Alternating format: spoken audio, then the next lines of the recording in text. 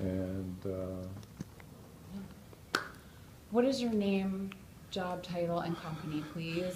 My name is Victor Antonio. I am with the Sullinger Group. I guess I am the Chief Sales Trainer. how long have you been in sales? 25 years. What speaker most impressed you today? Zig Ziglar. Today? Sales Hood, Eli Cohen. Why? I like when he was talking about how they actually scripted out something, went down to the frontline manager, certified managers to actually present on that, and then went down to their frontline salespeople to do that. Never heard that before.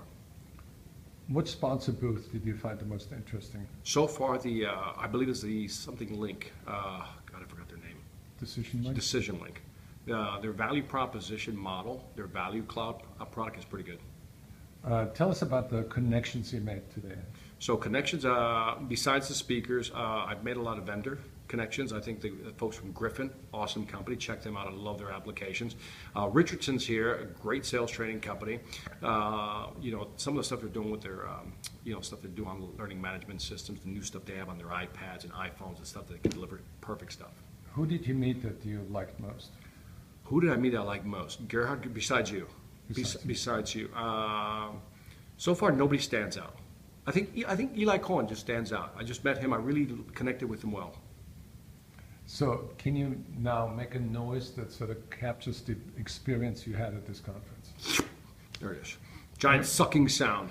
I'm trying to suck as much information as I can. What were you hoping to learn today? I wanted to know more about what's changing in the 3.0 world of selling. What are some of the changes? And I think I'm benefiting more from the vendors that are here, if I can be so blunt, than the speakers. And because I've actually seen the technology, but that's my agenda. I want to see what they're using, the tools. So when you think about your sales approach, in which way is it ahead of the market, or in which way may be lagging? My sales approach. Right.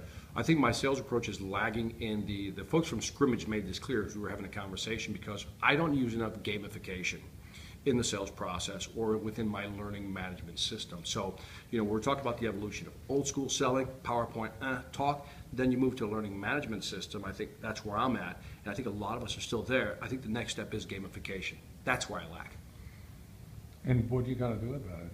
I'm going to get together with the folks from Scrimmage and figure out how they're doing it. The thing is, a lot of companies today don't even have sales processes in place. To try to leapfrog them to gamification, I think, is a very tough challenge. What was your first sales job ever? First sales job ever was selling candy bars door to door to make money when I was in elementary school. Not to get candy. No.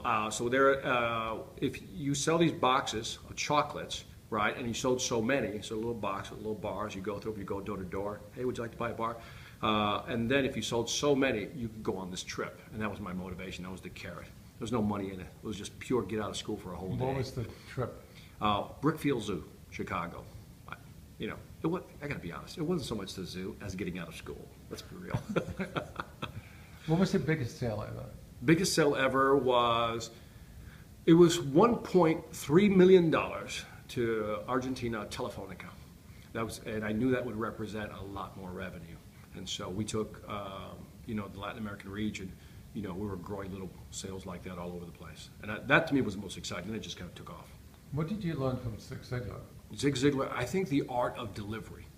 The way he speaks and the way he delivers. When you look at the speaker, I think there's content. There's people who have great content, horrible delivery. You know what I mean? Zig Ziglar had both. He had great content, great delivery. That's what I learned. So you got to have that combination, and maybe even a little charisma wrapped around it, just to connect with the audience. I think that's. Can you teach charisma? I think it's hard, because if the person's not willing to let go and be themselves, then they'll never connect. And I think too many presenters are stale. They're artificial. They're trying to be what somebody else told them they should be. The basic presentation, right? For example, tell them what you're going to tell them, and then tell them what you just told them, right? And so they have that constantly in their mind. But I bet you if I were to have a beer with these folks afterwards, tell me about your product now, they'd probably have a more casual conversation, and the charisma would come out. What was the best sales book you ever read besides your own? Spin Selling originally, and then I think the Challenger Sale next. And I replaced that one with Spin Selling now, because Spin Selling was, I'm an engineer by trade, so I love data. And spin selling was based on actual studies. And then the next book to follow up, almost 20, 30 years later, was The Challenger Sale. How did you learn how to negotiate? I think roughly lost a few deals early on. You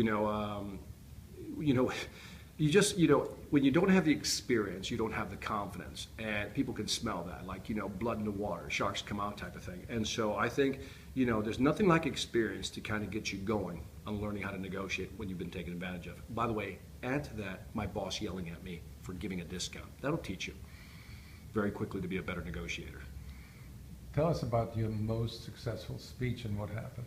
Most successful speech, I think it was a very small speech, but it was the day I decided not to be the other speaker, the formal speaker. So I was in Valencia College, and I remember driving to Valencia College, says, I'm not making the money at the speaking business. I'm not having fun. What can I control? Can't control, getting paid, but I can control having fun.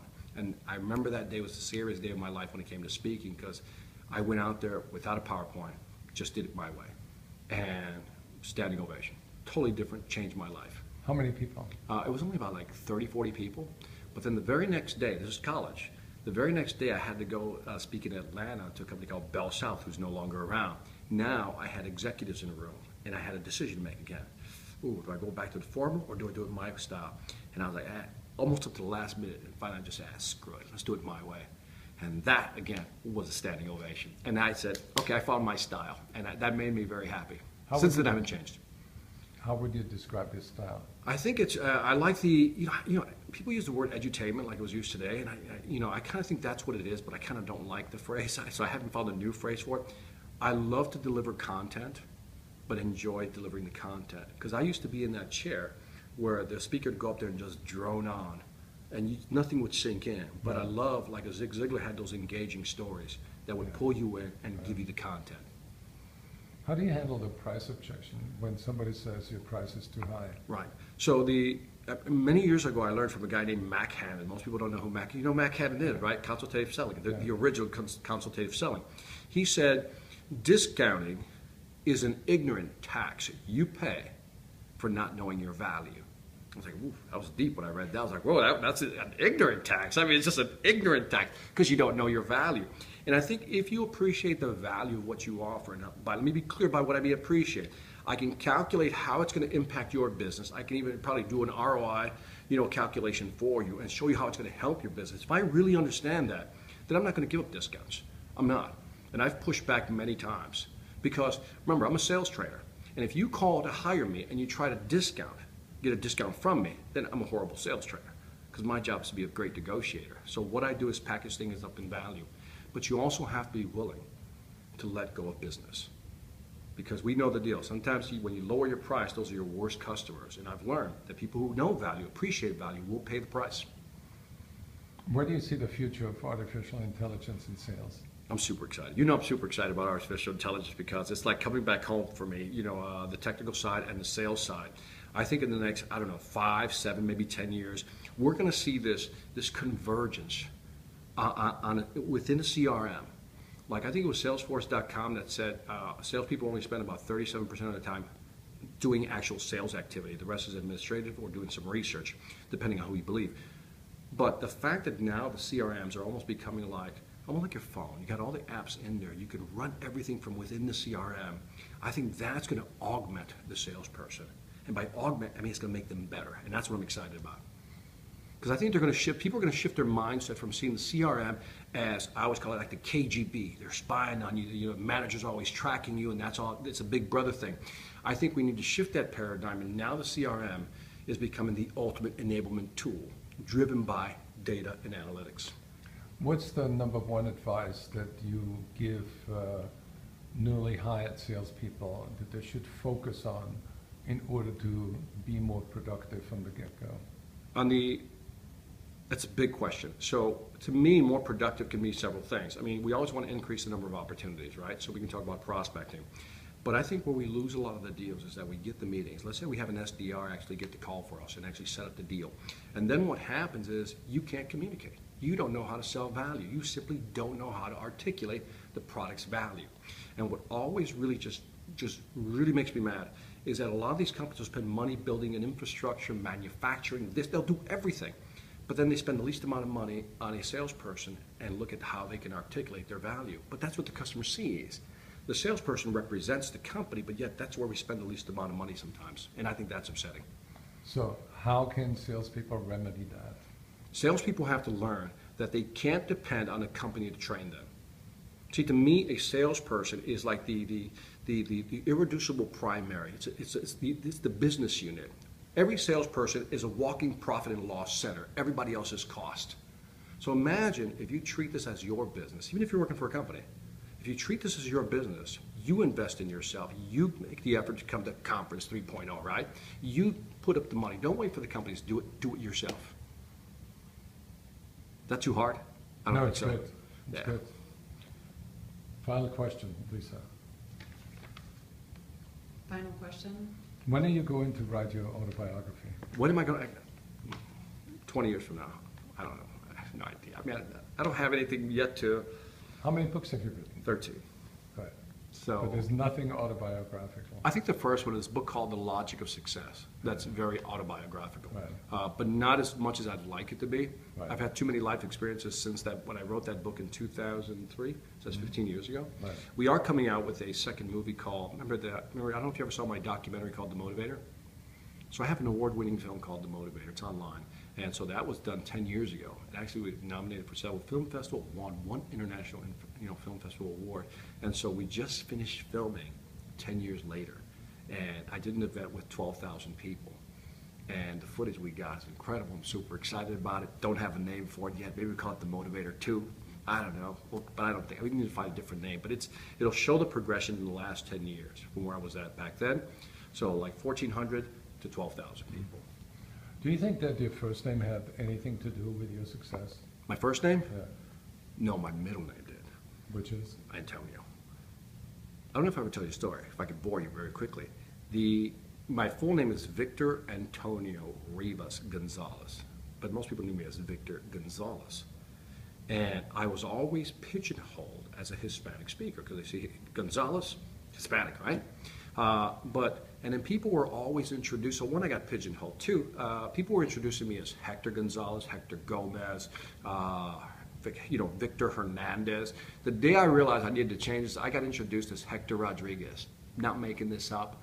I was like, and I remember I got to the stage, I said, well, Hector Rodriguez couldn't make it today. Victor Gonzalez is here. And I just went out to present. The guy felt bad. I told him, don't worry about it. But at that point, I told my wife, I said, look, it's not that, and by the way, this is not negative. It's just, perception. People just said, okay, Gonzalez, maybe he, we'll just use it for Hispanic month. And so I was getting booked September and October. I was getting booked a lot.